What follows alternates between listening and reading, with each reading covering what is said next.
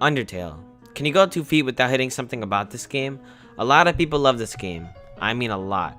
People say they know why they love it, and there are a lot of great aspects on the surface of the game, but do people really understand what makes this game special? Do people really understand what makes this game one of the best games of all time? I too love this game. Yes, for the characters, music, and story, but there lies something underneath that drives me to label this game as my favorite game of all time. A message that shows you something about life that drives everyone forward, even if they don't realize it. There's certain something that fills you with determination. I'm sorry if I repeat a couple points made in other videos across this website, but they are noteworthy and I'll try my best to explain my own personal opinion. Anyways, let's get started. Oh, and spoiler alert, because I mean, come on, by now have you not played this game? But by some random chance, if you have never seen or played this game, make sure you go and play it. After all, it's only $10. Undertale players usually start off the game with a neutral path, where you go through the game normally, while killing some enemies and sparing some as well. However, after you finish the game, you are given a choice for Flowey's fate. Will you kill him, or will you spare him? This is my first point as to why I love this game so much. I didn't realize it when I first played the game, because I had known that sparing everyone grants you the best ending, so I had not once thought about killing. But a certain YouTuber/streamer I was watching opened my eyes. I'm talking about Etika. Here, take a look at this clip from his stream. You know what, being real with you, I mean, that situation was insane. All that shit that happened was fucking crazy, but I'm being real. If it came down to it, and if this was real life, not a video game, not behind a computer streaming for an audience of how many thousands of people are watching this, but if this was real life, and whatever that situation was, happened in real life or something similar, somebody who, if there was someone dying right there in front of me, and I had to be the one to kill them, pull the trigger, do whatever I had to finish them off, I wouldn't be able to kill someone. If I was the one that had the power, and there was someone in front of me who, even if it was someone that I hated, would I be able to kill them? If this was real life? I don't know about you. Not me. I wouldn't be able to kill anybody in that position, no matter what the prior circumstances were. If they were bleeding out, dying, fucked up, I wouldn't be able to. I wouldn't be able to kill him. In the clip, he talks about how in real life he would not be able to kill someone no matter what the prior circumstances were. Undertale makes you think about what you would really do in real life. Would you be able to finish off the person that killed someone close to you or ruined your life? It questions your morality and sense of death and how you would react if you were really in this situation. Another reason why I love this game is that the phrase "you are filled with determination" means more than what people think. It's not a phrase for the internet to make a meme out of, but it's the feeling of you wanting to persevere, no matter which route you take, whether it's the pacifist where you have to survive with 20 HP, or the genocide where you have to hack and slash through all of your favorite characters. And Sans, oh, don't even get me started on him.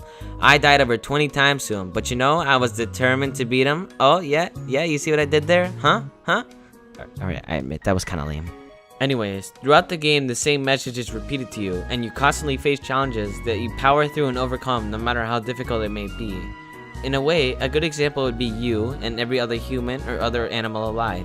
What drives you to get up in the morning and do stuff? What drove you to move when you knew something you didn't want to face was coming? I can't, and neither can you, explain why you do this. When everything is stacked against you, why do you even bother? The best answer I can give is that you have hope that something good is coming. And then once you trudge through all the bad, that there will be good, whether it's a lot or a little, that it will be there and it will be waiting for you. You, Frisk, are determined to see your happy ending, or the worst ending. And who was the opposite, you might ask? Well, that would be Sans, but he has a very complicated story, so I'll leave that for another day. You can't look at a screenshot of Undertale and form an opinion about it, because honestly, the first time I saw this game I was like, oh, look, that's cool, you have 4 buttons, and the enemies are in black and white. Neato. Yeah, sure, it may look downright ugly at certain points, but as I talk about the game design, it'll start to show how genius the mechanics are. At the beginning of the game, you find Flowey, who is willing to spend his time showing you how the game works. Friendliness pellets? Well, that sounds wonderful! Let me get some— oh, wait, what? Yeah, that's right, you took your basic understanding of tutorials and RPGs and shattered them. The first time I played, I actually dodged the bullets, and Flowey got pissed. Well, a fireball knocks the sadistic flower away, and Goat Mom, aka Toriel, sweeps in to save your life. She acts as your tutorial and connects with the player as a very kind and overprotective motherly figure that you begin to care for. She explains the mechanics of sparing, which I'll get into later, and then gives you a cell phone, in which she calls you throughout the first area of the game. So you go through this area, killing some and sparing some, testing out your options, all the way until you make it to her house.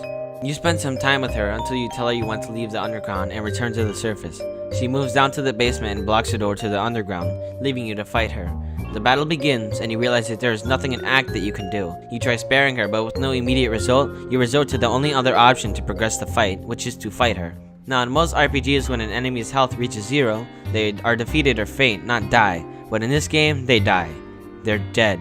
You bring her health down to 0 and see her sitting there with deep wounds sucking her life away. You expect her to respect how strong you are and then leave, but instead the screen goes black with your soul and her soul facing each other, as hers shakes violently and then shatters into pieces for you to watch. Most players feel immediate regret and reset to go back and spare her. The impact her death had is so brilliant. It really shows you how ripping through tons of enemies in other RPGs won't fly in this game. After resetting, you manage to spare her, and then Flowey appears to acknowledge how you reset to spare her.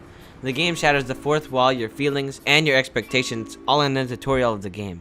God damn, where did Toby Fox get these skills? Game design at its absolute peak in RPGs other than a few points in Mother 3. The game has plenty more parts in the game where storytelling excels and where character design and foreshadowing blow the game out of the water. But this video would be way too long, not to mention that writing the script would be even more time consuming. The gameplay is pretty basic, hailing from the Mother, Earthbound 0, Earthbound Beginnings. You know what, just pick your poison. Anyways, it'd be pretty basic if the Mercy option wasn't there. For being a simple menu section, this is a massive leap in game design and gaming in general. Toby Fox acknowledges that in most other games, it is an endless killing spree, where you feel no regret towards the guy you just shot in COD, or officer you just stabbed in Assassin's Creed. Every monster in Undertale has character, and you face up against every main character in a battle in one run or another. You can play the game by sparing every monster and receiving the best ending. However, Toby Fox threw his own little spin on EXP and LV by calling them what their true titles are: execution points and level of violence, acronyms slapped on to make the terms less threatening. Besides sparing every monster, you can also tear through every one. Genocide just doesn't mean killing every monster you encounter, it means tracking them down and murdering them to grow stronger. You end up killing most characters in one shot except for Undyne and Sans. Undyne is meant as a reminder of what you're doing and trying to show you that it's not worth the effort, and Sans is a lot more meaningful. Sans is the last defense from keeping you from losing sight of what makes what you're doing so bad. You feel terrible when fighting the main characters and monsters, but when fighting Sans, you forget all the built-up regret and turn it into determination to kill him. He realizes this and gives it his all to keep you from getting past him and gaining full control. He knows that it's far too late to try and change your mind, so he tries to stop you and make you give up. Even when he spares you, he still ends your life. The sad truth is that Sans, however, knows that he cannot win, as with each time he kills you, you just gain more reason and determination to get past him. After his death, you feel very slight regret, but put that aside as you kill Asgore and brutally murder and obliterate Flowey, who at this point is a mere ant. You destroy the world and it all ends. Your game becomes corrupt, and no matter what you do, you always get the worst possible ending now. A stab, always reminding you of what you did and that you did wrong. This game might be praised for many reasons, but these just happen to be the driving points for me. I still love the characters and outstanding soundtrack, but those for me are just on the surface for why this game is amazing. If you liked the video, make sure to leave a like and comment why you love this game so much. If you want to receive more videos like this from us, then why not subscribe? It's free. Anyways, see you guys later and good night.